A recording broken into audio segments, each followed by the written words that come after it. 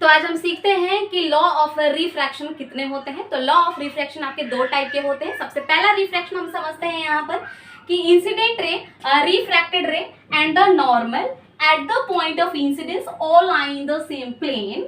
Okay, इसी को हम क्या बोलते हैं, रिफ्रैक्शन ऑफ लाइट का पहला रूल। इसमें क्या होता है कि जो इंसिडेंट रे होती है, रिफ्रैक्टेड रे होती है और जो नॉर्मल होते हैं, ये तीनों क्या करते हैं, एक ही प्लेन पर लाई करते हैं। इन्हीं को क्या कहते हैं हम, रिफ्लेक्शन ऑफ लाइट का पहला लॉ कहते हैं। सपोज मान लीजिए हमारे पास क्या है, एक ग्लास स्लैब है, ठीक है, और इस ग्लास स्लैब ये आपका रेयरर होता है और ये आपका डेंसर होता है। ओके, सबसे पहले मान लीजिए कोई भी लाइट रे क्या कर रही है, आपकी इंसिडेंट कर रही है, तो इसको हम क्या बोलेंगे, इंसिडेंट रे बोलेंगे। और यहां से क्या होती है, आपकी नॉर्मल होती है, इसे हम क्या बोलेंगे, नॉर्मल बोलेंगे।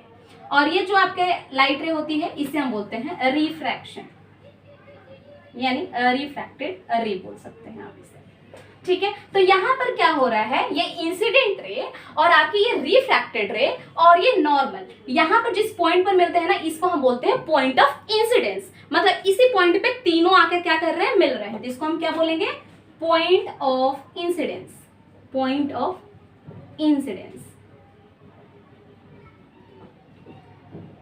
इंसिडेंस बोलेंगे। तो ये तीनों जब लाइट रे आपस में मिल रहे हैं, एक ही प्लेन पर मिल रहे हैं, यानी ये जो प्लेन आपको दिख रही है ना, इन सेम प्लेन पर मिल रहे हैं, इसी को हम क्या बोलते हैं, रिफ्लेक्शन ऑफ लाइट का पहला लॉ बोलते हैं। अब हम बात करते हैं सेकंड लॉ ऑफ रिफ्रैक्शन की। ओके, तो सेकंड लॉ ऑफ रिफ्रैक्शन को ना आप स्नेल्स लॉ ऑफ रिफ्रैक्शन भी बोल सकते हैं। एक्चुअली क्या था ना, इस लॉ को स्नेल्स साइंटिस्ट ने दिया था, जिनके नाम पर इसे रखा गया, बोला गया Snell's law of refraction, right. तो सबसे पहले देखते हैं यहाँ पर, the ratio of sine of angle of incidence to the sine angle of refraction is a constant for a given pair of medium and given color of light। यानी यहाँ पर आपका बोला गया, जब sine of angle of incidence और sine of angle of refraction ये क्या होते हैं, कांस्टेंट होते हैं। कब, जब गिवन पेयर ऑफ मीडियम और गिवन कलर ऑफ लाइट दिया रहे। इसी को क्या बोला गया, सेकेंड लॉ ऑफ रिफ्रैक्शन बोला गया। सपोज मान लीजिए हमारे पास क्या है, एक यहाँ पर आपका ग्लास स्लैब है। ओके, ये क्या है, आपका ग्लास स्लैब है और ये आपका रेयरर है, ठीक है, और ये आपका क्या हो जाएगा, डेंसर हो जाएगा। तो जब यहाँ पर आपकी ये लाइट रे, इसे हम क्या बोलेंगे, इंसिडेंट बोलेंगे। अब ये आपकी नॉर्मल होती है, ठीक है, और यहाँ पर क्या होगा, आपका रिफ्रैक्शन होगा, यानी रिफ्रैक्टेड रे है। तो आपको पता है, जब रेयरर से डेंसर में होता है तो रिफ्रैक्टेड रे क्या होते हैं, नॉर्मल की साइड बेंड करती है।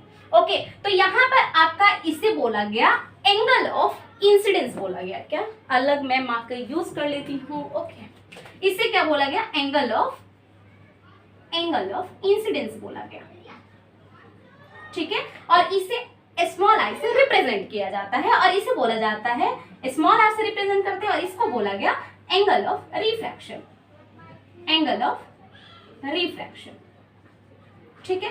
तो यहाँ पर हो ये रहा है कि अगर मान लीजिए मैं ये इंसिडेंट, एंगल ऑफ इंसिडेंट को कम करूंगी तो एंगल ऑफ रिफ्रैक्शन भी क्या हो जाएगा, आपका कम हो जाएगा। अगर मैं एंगल ऑफ इंसिडेंस को बढ़ाती हूं तो एंगल ऑफ रिफ्रैक्शन भी क्या होगा, बढ़ेगा।